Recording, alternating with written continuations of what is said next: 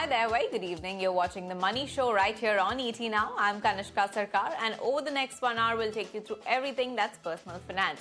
Now, if you've been wondering how to structure your SIPs, whether to keep those small cap funds in your portfolio, and how to invest for wealth creation over the next 15 to 20 years, tonight is for you. Now, we have a very special episode lined up for you with personal finance expert today, Pankaj Mathpal, who will answer a bunch of detailed real-life questions from our viewers. That's covering mutual funds, international diversification, portfolio cleanup, and long-term wealth targeting as well. So let's dive straight into our first viewer query. And welcome to the show, first of all, Pankaj. Thank you so much for joining us. Now, our first question comes from Prabhu. He's 36, who has just begun SIP journey, but is already built a pretty diversified portfolio across funds like UTI Nifty 50 Index Fund, HDFC Mid Cap Fund, SBI Small Cap Fund, Parag Parikh Flexi Cap Fund, ICICI Bank, ICICI Balance Advantage Fund, Nippon India Gold Savings Fund, and he's temporarily paused his UTI Nifty Next 50 Index Fund SIP. He's now considering adding global exposure to his funds as well, like Motilal Oswal S&P 500 Index Fund, the Kotak Nasdaq 100 Index Fund, or the Motilal Oswal Developed Markets ex-US FOF, and that's once SEBI lifts the foreign investment cap. Now, Prabhu has detailed a list of concerns for you, Pankaj. We want your views on each of his queries. Now, his first worry is about the SBI Small Cap Fund. Now, with its large AUM, Prabhu is asking, is it still advisable to continue, or should he consider switching right now? How would you assess an oversized small cap fund, risk, liquidity, future returns? What is it that you are making of it? Kanishka, good evening, and thank you very much for having me on the show. See, concern is genuine, but I'll tell you that SBI as a fund house takes care of risk management before generating returns. So Prabhu should not be much worried about the liquidity and risk management thing. But yes, considering that the performance, I suggest that he can consider switching from this small cap fund to another small cap fund, not because of fund size, but because for quite some time that performance in the fund is not as good as the category or the peer.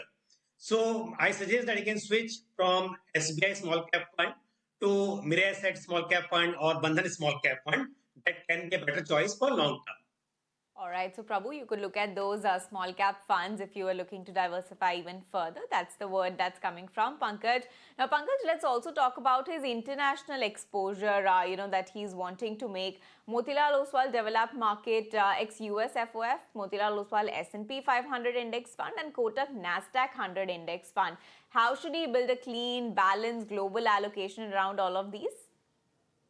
Kanishka, it is very important to have geographical diversification, but at this point in time, fund houses are unable to accept fresh subscription in international funds. The reason is that the limit set by RBI, that 7 billion USD overall for the industry, that has already been exhausted. So right now, fresh investment in fund of funds or international funds will not be possible.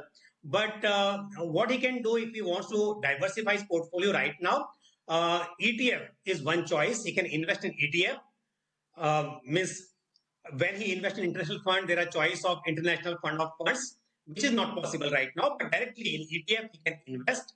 But as he has selected three categories, my suggestion that already he has multiple domestic funds in his portfolio. So further diversifying and adding three categories will not be a good choice. So right now, to start with, if he wants to invest in ETF, Nasdaq 100 or S&P 500, both can be considered, or one of these can be considered as of now through ETF route. Later, once it is possible to do SIP in these categories, then he can consider two of them, not like three he has selected, but yes, S&P 500 and Nasdaq 100.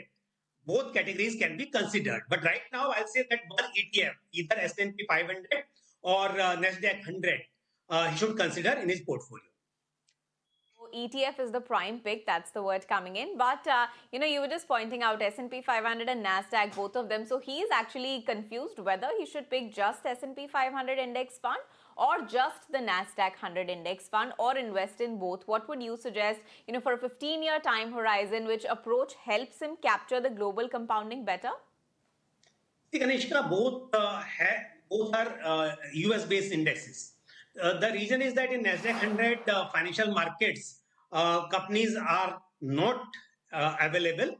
So S&P 500 gives him a broader exposure. So as I said, at this point in time, he can start with the S&P 500.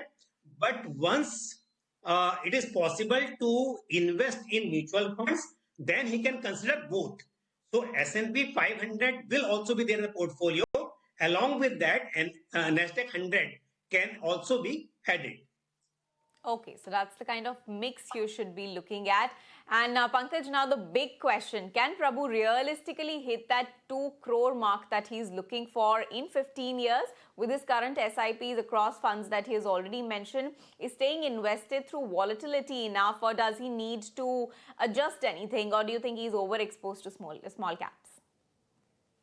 Kanishka, first thing, before I tell him that how much he can expect, assuming a 12% CAGR from his portfolio, because we know returns are not guaranteed mutual fund, but we can assume some 12% CAGR in long term. So, but before that, one important point I want to highlight, as he has considered or he has set a target of 2 CR for himself in 15 years, if we assume inflation at 6%, the value of 2 crore today will be around 83 lakhs after 15 years. So first and most important thing, when you set your target for long term, you should consider inflation. And with inflation, how much should be the realistic figure? So one thing, 2 crore today will not get 2 crore after 15 years. So he should revise his target. But yes, what he's investing right now, 15,000 per month, at 12% CAGR in 15 years, he can accumulate around 71 lakh, not 2 crore. And he should definitely plan to stop his investment at least by 10% every year. And with this, he can accumulate around something double than that. If we are expecting that 71 lakh, he can expect around 1.5, 1.6 CR, but not still 2 CR. But important point, he has time in his hand. In his hand, 15 years is a long time. 10% step up, he should start from now onwards. But as he goes forward, whenever he has lump sum money available with them, whenever he can invest more or increase his SIP by a higher rate, he should try for that, so that not only 2 crore, he can achieve more than that. All right. So yes, he could achieve more than that as well. That's how you need to plan it. And very important advice there, you must consider inflation while you're setting your target. So that's the advice coming from Prabhu. He could look at revising his target actually, because that money is going to be around 83 lakhs. That's the word I believe that Pankaj suggested, 2 crore rupees right now, and over the next 15-year period, that could be the value of that money could reduce a little bit. And finally, Pankaj, Prabhu's last question. Now, with so many funds from mid-cap and small-cap to flexi-cap, BF and gold, is Prabhu really over-diversified, or does he need to simplify the structure of his portfolio? Kanishka, it is very important, and you rightly mentioned this, that the portfolio should be simplified. He has multiple categories, and you see he has, say, flexi-cap fund. To flexi-cap fund, he is getting exposure to large cap. Along with this, he also has large cap index funds in his portfolio. So my suggestion for long term, if he stick to flexi cap fund, that will be a better choice. So he can consolidate his portfolio. He can reduce the number of funds, especially like Nifty 50 fund he has in his portfolio. He can skip that. Flexi cap fund will take care of large cap exposure. At the same time, in one category, he should not have more than one fund. So one flexi cap, and most of the flexi cap funds have larger exposure to large cap. So one flexi cap fund, which will give him exposure to large cap, and one mid cap, one small cap, that will be enough. Along with this, one like commodity, like gold fund, or through multi-asset allocation fund, he can get exposure, and one international fund. That is enough. So 5 to 6 funds in one portfolio will give complete exposure to market segment as well as to different asset classes. So yes, he can reduce number of funds. All right, so that's a very important word coming from Pankaj. A simplified yet diversified portfolio is what you must have. That's the advice for Prabhu. Great. That was Prabhu's detailed framework, and I'm sure a lot of new investors will also relate to this. Thank you, Pankaj, for that. On that note, we'll stop for a very short break. We'll be right back with more finance queries to be answered on the other side.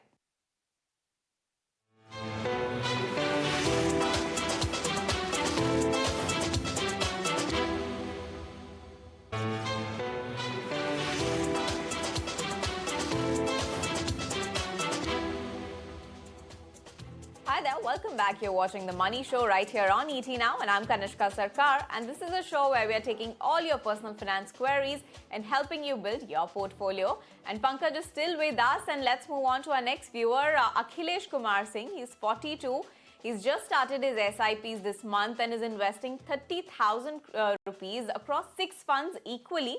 That's Bandhan Small Cap Fund, Nippon India Small Cap Fund, HDFC Mid Cap Fund, Edelweiss Mid Cap Fund, HDFC Flexi Cap Fund, and Parag Parikh Flexi Cap Fund as well. Now, his goal is a bold one. He's looking at 3 crore rupees in 15 years. That's what he wants to build. Now, Pankaj, here is his first set of queries. Now, is this portfolio balanced enough? Is there too much overlap here? Now, does Akhilesh need consolidation? And can his portfolio really hit that 3 crore mark? Or will he need to step up his SIPs? Kanishka, Akhilesh has 3 categories in his portfolio, and 2 schemes in each category, two flexi cap, 2 mid cap, small caps.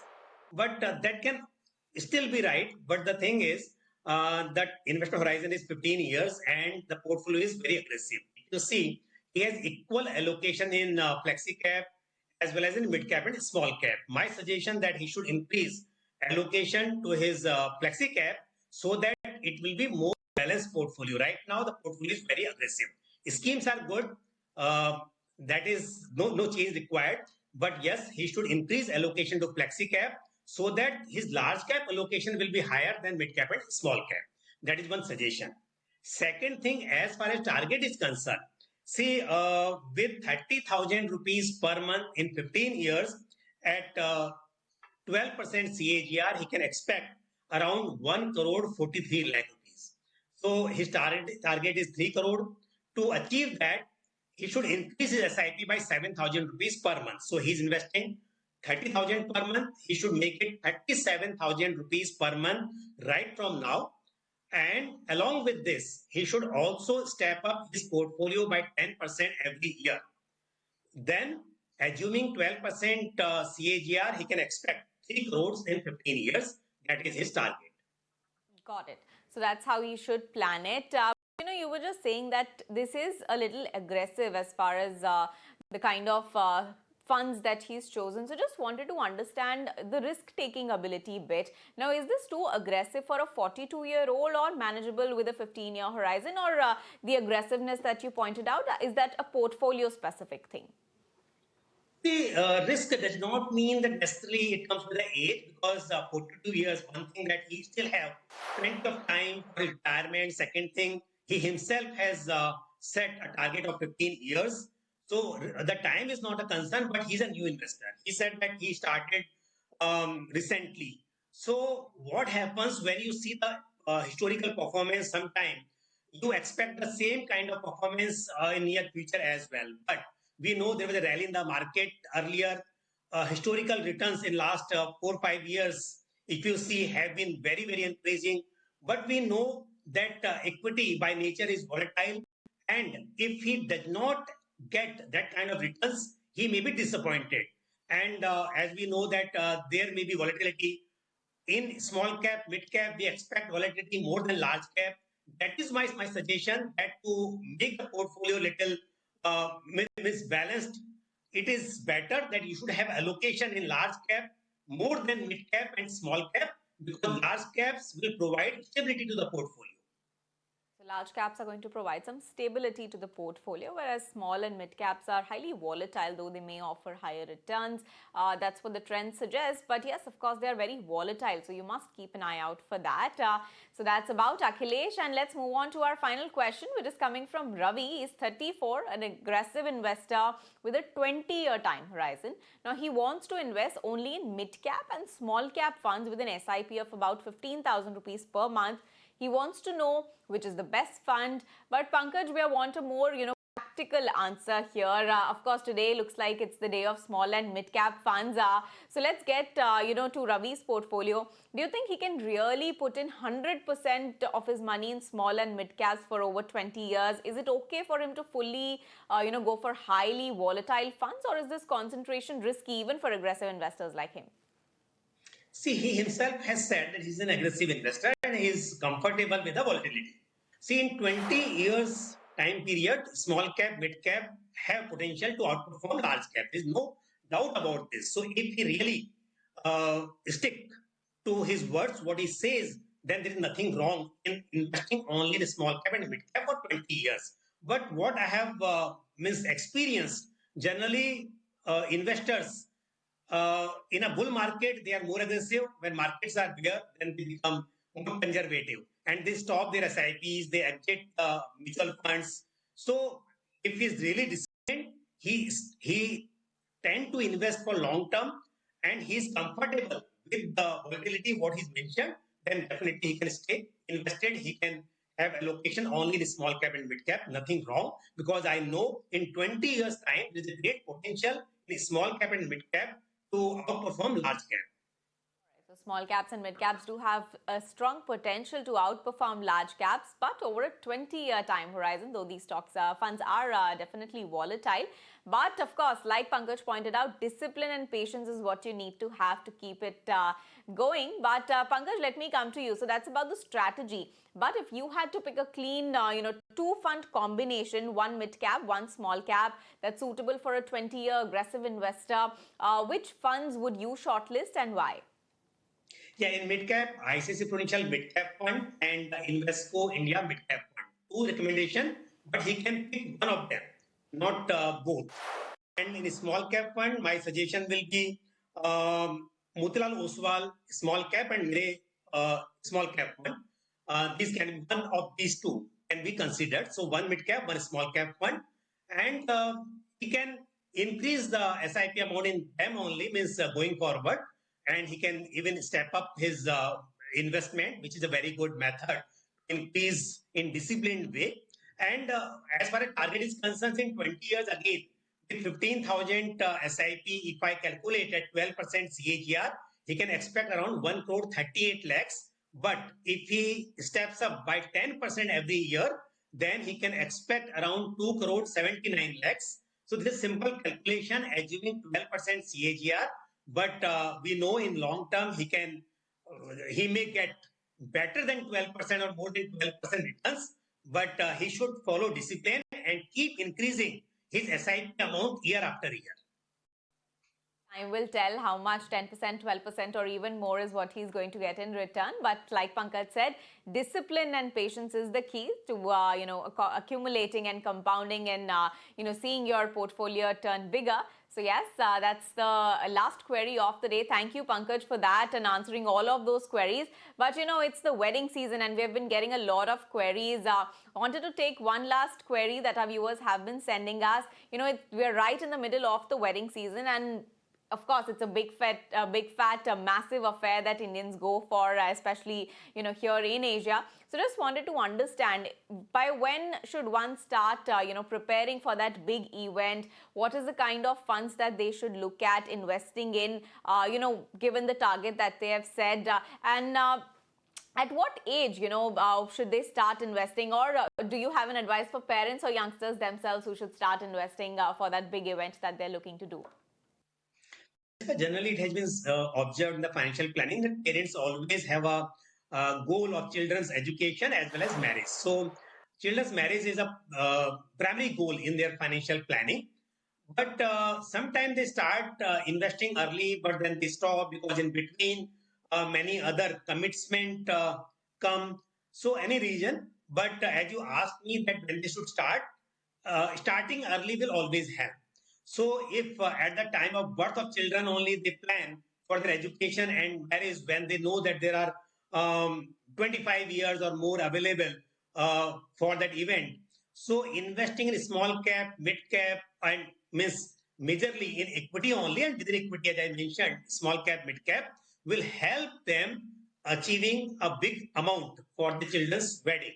So that should be done. Second thing, if they did not start early, one thing definitely means, as I mentioned, that earlier you start, better it is. But if they did not start, as soon as possible, at least 5 to 10 years before the actual that event, if they start planning, that is also a good choice. But again, equity is one asset class which has potential to deliver better returns compared to other classes. But equity is volatile, and that is why you should maintain proper asset allocation. Higher allocation should be in equity, but along with that, gold is one asset class which we have even now found that it is delivering returns as good as Nifty 50 in long term. So that is why gold should also be a part of a portfolio, and along with that, some allocation in debt. But if you're not planned at all, first thing that planning early, second thing that some 5 10 years before the event, and third thing, if you're not planned and now means you are planning to use the amount which has been kept for some other goals as well. So my suggestion that you should budget properly, do not go outboard, and third thing is that do not go for loan as much as possible. Whatever you have accumulated by now, within that you plan to do the things. Do not borrow money, because otherwise, one thing that if you do not have sufficient money for this goal, for other goals, whatever you accumulated, you're using that. And on top of that, if you borrow, it will be difficult to manage later on. Absolutely. So, very key advice is there. Start as early as you can, be disciplined, and don't go overboard. Try avoiding taking loans for it, and must have precious metals like a gold in your portfolio once, and you've decided to go for that big event in your life, and start saving up for that. Thank you so much, Pankaj. Detailed explanation, and of course, it's the season, wedding season here. Thank you for your time today, and responding to all these detailed portfolio queries as well. On that note, we'll let you go. All right then, and to everyone watching, keep your questions coming, whether you're beginning your SIPs today or planning retirement early, that is 20 years from now. The Money Show is here to guide you step by step through your financial journey. Thanks for watching today. I'm Kanishka Sarkar. Good night and see you tomorrow.